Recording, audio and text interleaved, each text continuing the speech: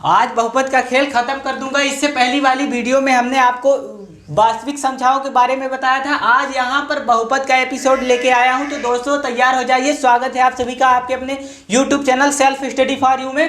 तो दोस्तों यहाँ पर आज हम क्या करेंगे, बहुपद सीखेंगे। यहाँ पर सबसे पहले चर और अचर आपको बताएंगे, फिर इन्हीं चर और अचर से सारे बहुपद का खेल खत्म कर देंगे। तो आइए दोस्तों यहाँ पर समझते हैं कि चर और अचर होता क्या है। तो यहाँ से सबसे पहले अगर आप किसी दुकान में जाएंगे तो मान लीजिए आपने किसी दुकान में 3 रुपए लेके गए, 3 रुपए लेके जाएंगे तो क्या वो दुकान में जाते जाते 5 रुपए बन जाएगा? नहीं बनेगा ना। तो यहाँ से ही आपको यहाँ से चर और अचर का फंडा आपको समझाऊंगा। अगर आप दुकान वाले से आप रिक्वेस्ट कर लीजिए, नहीं भाई 3 के स्थान पर इसको 5 बना लीजिए, दुकानदार बोलेगा कि अरे यार 3 के स्थान पर 5 ये सिक्का नहीं चलेगा। तो आप क्या करेंगे, हम बता सकते हैं वहां पर, यही आपको समझाने वाले हैं कि जिनका मान गणितीय संक्रियाओं में क्या होता है, चेंज नहीं होता है। यानी हम कह सकते हैं जैसे ये 3 रुपए है, 3 रुपए को अगर आप दुकान में लेकर जाएंगे, कहीं भी लेकर चले जाए, उत्तर प्रदेश, मध्य प्रदेश, बिहार, पटना, कहीं भी लेकर चले जाइए, अगर 3 का मान, 3 रुपए का सिक्का, 3 रुपए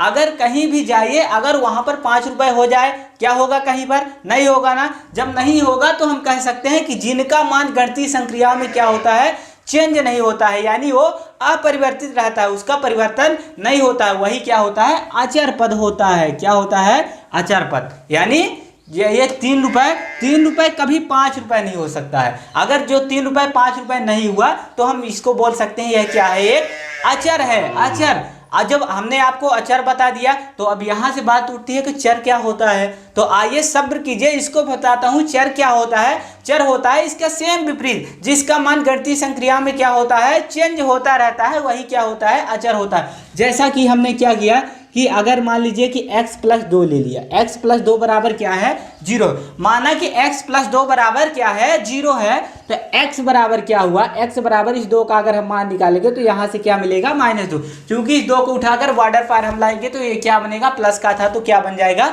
माइनस का। तो यहाँ से x का मान क्या मिला, x बराबर -2। अगर मान लीजिए कि यहाँ पर लिखा हुआ है x - 3 बराबर में 0, x - 3 बराबर में क्या लिखा हुआ है, 0। तो x बराबर, अगर x का मान इस 3 को उठाकर अगर इस हिंदुस्तान में लाएंगे तो ये क्या बनेगा, 3 अगर इधर माइनस में था, अगर 3 माइनस में था, 3 को उठाकर हमने इस पार रखा तो ये किस में हुआ, प्लस में। तो x का मान क्या है, x का मान एक बार -2 आ गया और एक बार क्या हुआ, एक बार तो 3 आ गया। तो क्या हुआ, यह क्या हुआ, यह क्या हुआ, एक चर संख्या हो गई। चर का मान क्या होता है, गणितीय संक्रियाओं में हमेशा क्या होता रहता है, चेंज होता रहता है। और जो चेंज हुआ तो वही चर हुआ, जिसका मान कभी भी चेंज नहीं हुआ वह क्या हुआ, अचर हुआ। यानी 10 की नोट हमेशा 10 की ही नोट रहेगी, वह 20 की नहीं बन जाएगी। और जब 20 की नहीं बनेगी तो वहीं से हमको समझ में आता है कि अचर क्या होता है, जिनका मान गणितीय संक्रियाओं में हमेशा चेंज नहीं होता है वह क्या होता है, अचर। जैसे अगर उदाहरण के लिए ले लीजिए पाई। अच्छा, पाई का मान क्या होता है, हमें हमेशा क्या करते हैं, यूज करते आ रहे हैं। जैसा कि हमने अगर गोले का आयतन निकालना हो, शंकु का आयतन निकालना हो तो हम क्या करते हैं, उठाकर वहां पर पाई का मान रख देते हैं। अच्छा, पाई का मान होता क्या है, पाई का मान क्या होता है, 22/7। पाई का मान 22/7 होता है। और 22/7 यानी पाई का मान आप कहीं भी चले जाइए तब भी उसका मान क्या रहेगा, हमेशा 22/7 रहेगा। तो 22/7 क्या हुआ, एक अचर संख्या हुई। 22/7 यानी पाई एक क्या हुआ, अचर पद हुआ। अरे तुम तो बोलोगी कि इसका मान 3.14 होता है। तो 22/7 यानी 22 में 7 का भाग देंगे तो वही उसका दशमलव रूप है, यानी 3.14 होता है इसका मान। तो यहां से क्या हुआ, इसका फंडा आपको समझ में आ ही गया होगा। अब इसके बाद आइए दोस्तों, यहाँ पर चर और अचर का फंडा आपको हमने समझा दिया। अब इसके बाद यहाँ से अगर मान लीजिए कि जैसे कि हमने क्या किया कि एक चर को अगर हम एक चर में मान लीजिए कि जैसा कि एक चर क्या है, x है, एक चर क्या है, x है। अगर x को हम क्या करेंगे, x को मान लीजिए किसी हम अचर संख्या से क्या कर दें, गुणा कर दें।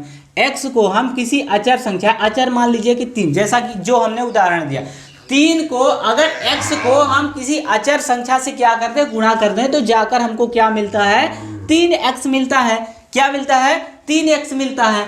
अगर मान लीजिए कि किसी चर को किसी चर के हिसाब क्या कर दें, गुणा कर दें, तब क्या मिलेगा, तब तो यहाँ पर हमको क्या मिलेगा, x में x का गुणा होगा तो क्या मिलेगा हमको, x² मिलेगा।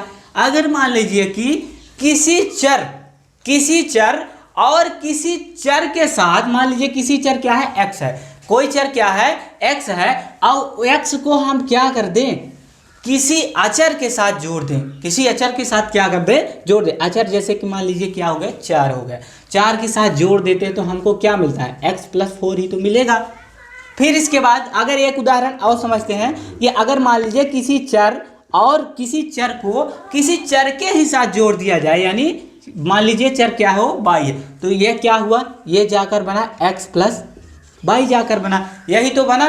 तो यहाँ से क्या समझ में आया कि ये जो पद बनता है इसको हम क्या बोलते हैं, इसको हम बोलते हैं बीजीय व्यंजक। इसको क्या बोलते हैं, बीजीय व्यंजक, बीजीय व्यंजक। ये जाकर क्या बनता है, बीजीय। अच्छा, बीजीय व्यंजक से एक बात और समझ में आती है कि बीजीय व्यंजक क्या होता है, बीजीय व्यंजक की परिभाषा क्या होती है। तो यहाँ से आइए दोस्तों, अब बीजीय व्यंजक की आपको परिभाषा बताते हैं। दम नजरे गड़ा के आप परिभाषा देखिए, एकदम अपने अपने कान खोल लीजिए।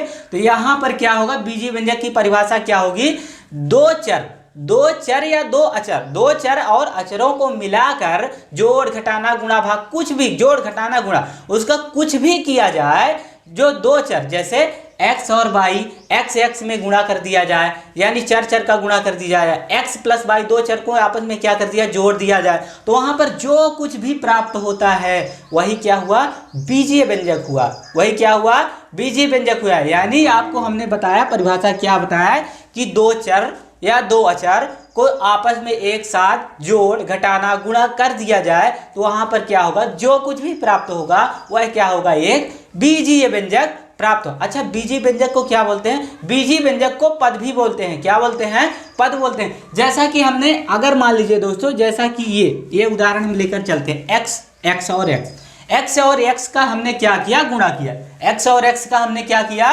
गुणा कर दिया, तो हमको क्या मिला, x² मिला। x² है क्या, एक क्या है, बीजीय व्यंजक है, एक क्या है, बीजीय।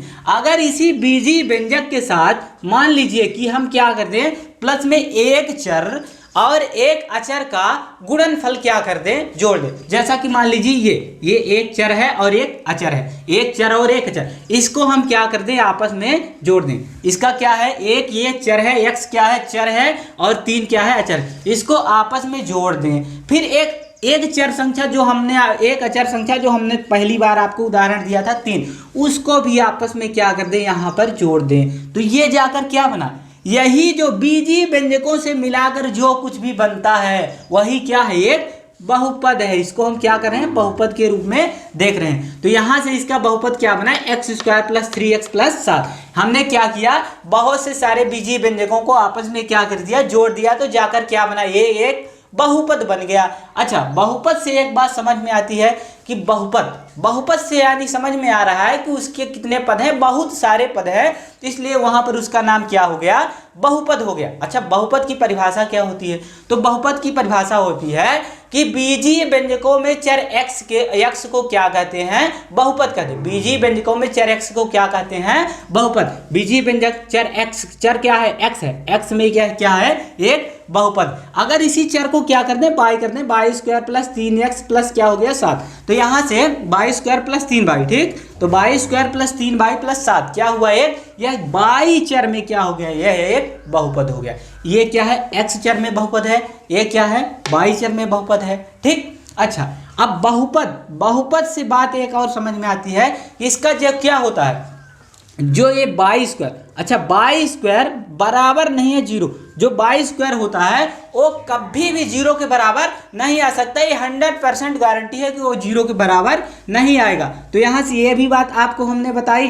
अब क्या करेंगे कि एक बात और आपको यहाँ पर बताते हैं, सबसे इंपॉर्टेंट बात क्या होती है कि यहाँ पर जो इसकी घात होती है ना, वो घात हमेशा क्या होती है, पूर्णांक में होती है। घात क्या होती है, पूर्णांक में होती है, यानी ये जो घात होती है ना, वो क्या होगी, हमेशा प्लस में ही रहेगी, माइनस में कभी नहीं आएगी। अगर माइनस में आ गई तो इसका खेल खत्म यहाँ से हो जाएगा। अच्छा, यहाँ से समझते हैं, जैसे कि मान लीजिए अगर हमने लिखा 1/x, अगर 1/x कोई बोलता है ये क्या है, बहुपद है, तो आप तुरंत बताएंगे कि ये क्या है, एक बहुपद नहीं है। अगर हम क्या करें, इस x को, इसका सर उठाकर नीचे रख दें और इसका क्या कर दें, पैर ऊपर कर दें, तो ये क्या बनेगा, जाकर यहाँ से x बचेगा, x बचेगा। तो हम कह सकते हैं कि x बटे 1 क्या है, एक बहुपद है। ठीक, यहां से यह समझ में आया। अब जैसा कि एक उदाहरण और लेते हैं, अगर मान लीजिए कि root 7x plus 3, root 7x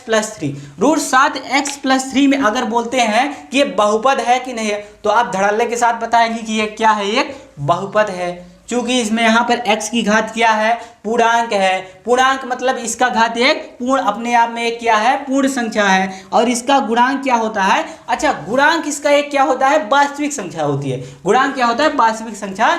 हमने क्या किया है कि आपको अध्याय 1 में पहली वीडियो में हमने आपको सारी संख्याओं के बारे में आपको बताया है, तो वहां पर जाना और वास्तविक संख्या के बारे में अच्छे से समझ लेना, वास्तविक संख्या क्या होती है। तो यहाँ पर जो होता है, इसकी घात क्या होती है, घात 1 होती है। यहाँ पर घात इसकी क्या है, 1 है। यह क्या है, एक बहुपद। अगर इसी उदाहरण को मान लीजिए हम ऐसे करते हैं 7 इंटू रूट x प्लस 3, तो यह क्या है, यह एक बहुपद है ना भाई, ना बच्चा ना। यहाँ पर क्या है, यह एक बहुपद नहीं है।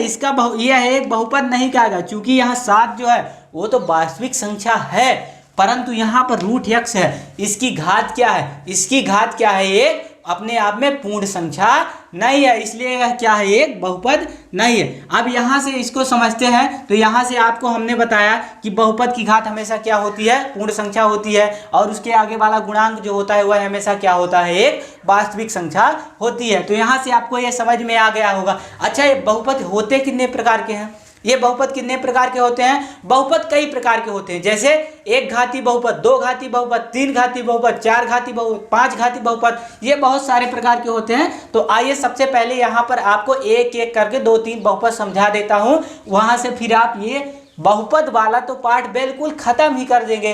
तो यहाँ से समझिए कि जैसे कि मान लीजिए यहाँ पर लिखा हुआ है x+1।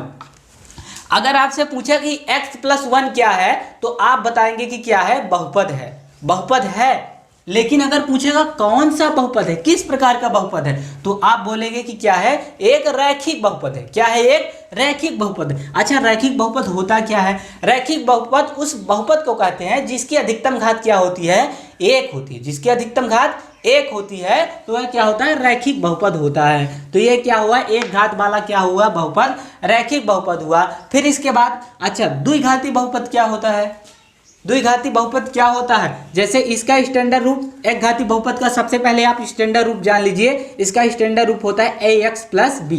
अच्छा, ये द्विघाती बहुपद क्या होता है, द्विघाती बहुपद, द्विघाती बहुपद से ही आपको समझ में आ रहा है, नाम से समझ में आ रहा होगा कि जिसकी अधिकतम घात क्या होती है, 2 होती है, वही द्विघाती बहुपद होता है।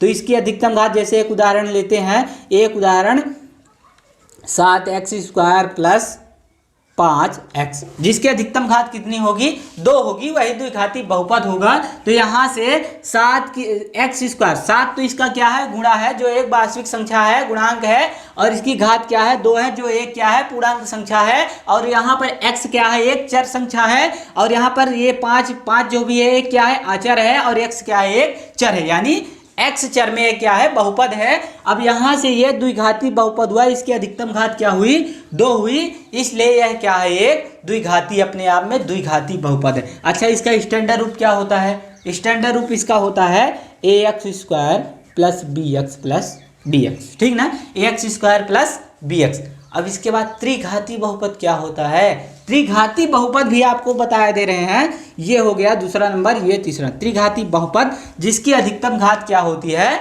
3 होती है, वही क्या होता है, एक त्रिघाती बहुपद होता है। जैसे हमने लिखा कि 4x³ plus 5x² plus 4x plus 5, क्या हुआ है, 4x³ plus 5x² plus 4x plus 5। इसमें अधिकतम घात क्या है, इसकी अधिकतम घात क्या है, 3 है। अधिकतम घात क्या है, 3 है, और जिसकी अधिकतम घात 3 होती है वही क्या होता है, एक त्रिघाती बहुपद होता है। अच्छा, इसका स्टैंडर्ड रूप क्या होता है, स्टैंडर्ड रूप इसका होता है कि ax³ plus by² plus cx plus d, ये क्या होता है, इसका स्टैंडर्ड रूप होता है। तो दोस्तों, यहाँ पर हमने आपको बहुपद के बारे में सारा बहुपद आपको यहाँ से उठाकर हमने आपको बता दिया है कि बहुपद होता क्या है, सब कुछ बताया है कि चर और अचर से मिलाकर क्या बनता है, बीजी व्यंजक बनता है, और बीजी व्यंजकों से मिलाकर क्या बनता है, एक बहुपद बनता है। और बहुपद बहुत प्रकार के होते हैं, रैखिक, द्विघाती, त्रिघाती, चतुर, चार घाती, पांच घाती, सारे बहुपद होते हैं। यहाँ से ये बहुपद का एपिसोड आपको अच्छी तरह से समझ में आ ही गया होगा। तो दोस्तों अगर यह वीडियो आपको अच्छी लगी है तो वीडियो को तुरंत लाइक कर दीजिए और चैनल को सब्सक्राइब कर दीजिए, और इस वीडियो को ज़्यादा से ज़्यादा लोगों में फैला दिए, ताकि वो बच्चे जो बहुपद के कॉन्सेप्ट से बिल्कुल दूर हैं, यानी उनको बहुपद बिल्कुल भी समझ में नहीं आता है, तो इस वीडियो को देखने के बाद वो बहुपद में महारत हासिल कर ही लेंगे।